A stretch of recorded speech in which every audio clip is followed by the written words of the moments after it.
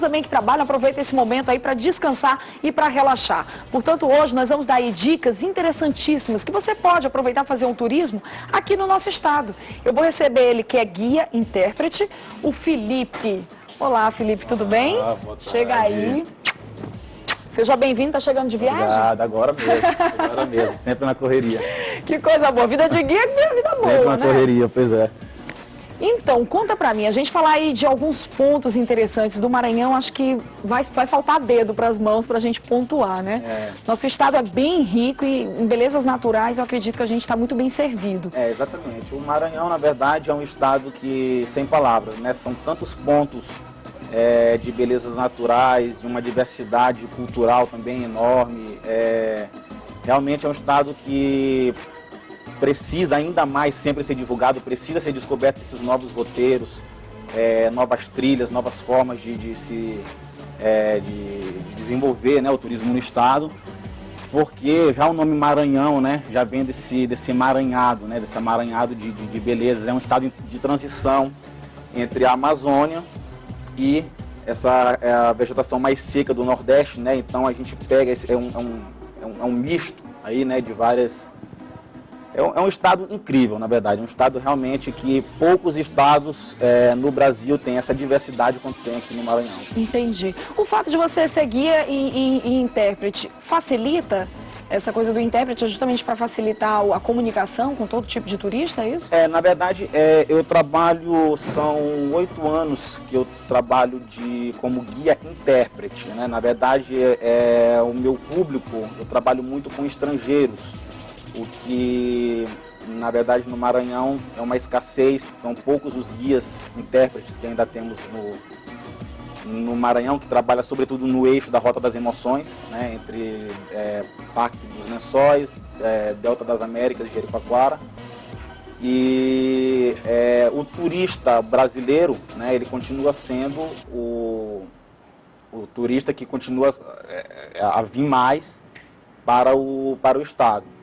Né? Mas o estrangeiro, é ali que, na verdade, ele começa a crescer, o contingente de turista estrangeiro que está chegando no Maranhão, ele vem crescendo a cada ano, e é nesse sentido que a gente tem que se preparar para receber esse visitante estrangeiro. Então, com certeza.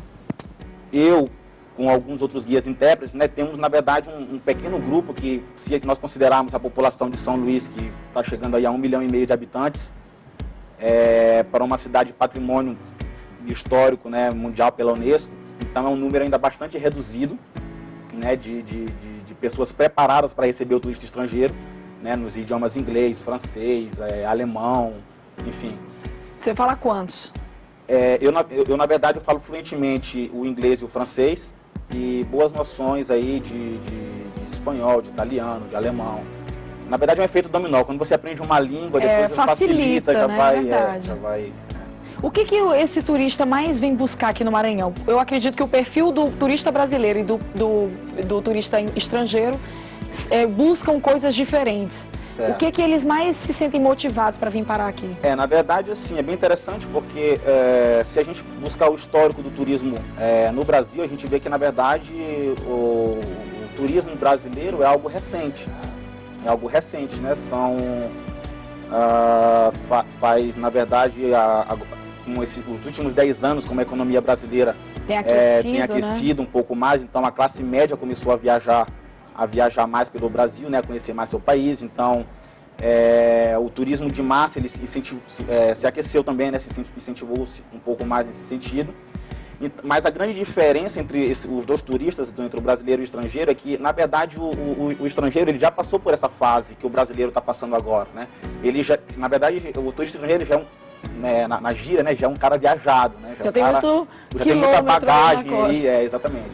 E então ele começa a buscar uma coisa mais autêntica, tá? Então esse é o tipo de turismo que eu trabalho, que é o tipo de turismo que eu foco nesse momento, que é o turismo autêntico, no sentido de que o turista estrangeiro em geral que vem para cá, que vai passar uma semana no Maranhão, que vai passar, eu falo daquele que chega aqui para realmente passar o seu tempo para descobrir a fundo, né?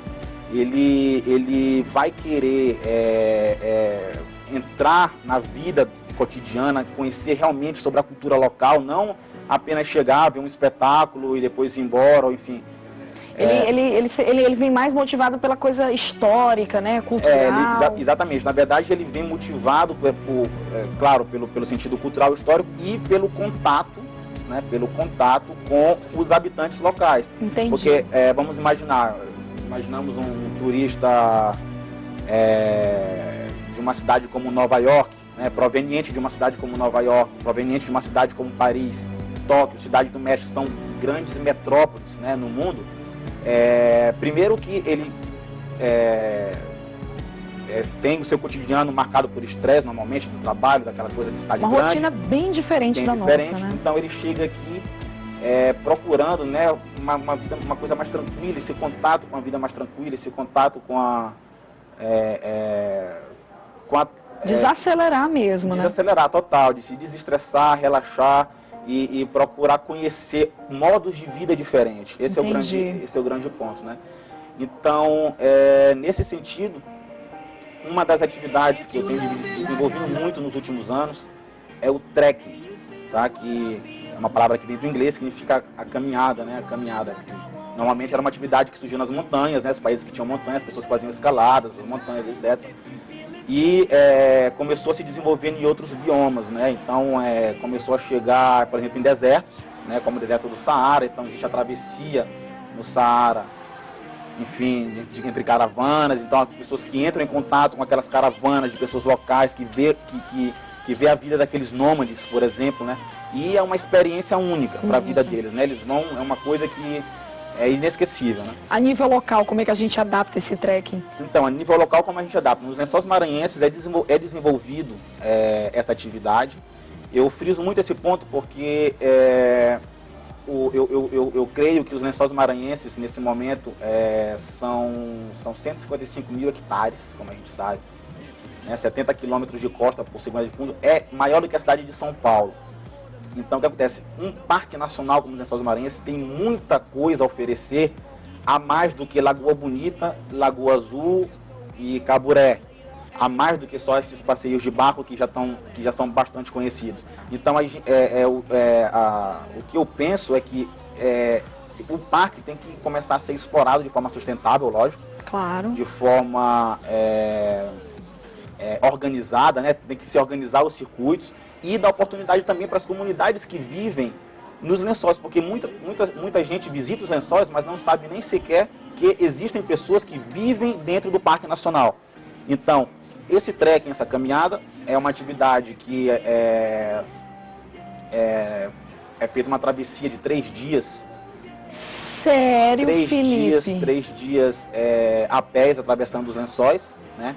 Apenas com mochila, apenas com... O básico, né? Com o básico, claro, porque não pode caminhar nas dunas é bem diferente de caminhar em outro... Então é uma atividade que a gente faz em 3 dias e a pessoa, o turista, ele entra em contato direto, primeiro com a natureza, né? Porque você está ali no meio das dunas, no meio dos lençóis, isolado de tudo, em contato pleno com a natureza. E segundo, porque nós chegamos justamente nessas comunidades que vivem no meio dos lençóis, né? Tem esse momento do contato. Exatamente, tem esse momento do contato, dessa convivência, né, com as comunidades. Dá para se refletir a sua vida inteira, né, em 3 dias, naquele deserto, você e Deus. Inclusive a gente tem algumas fotos, eu queria que a gente mostrasse aí pro pessoal de casa.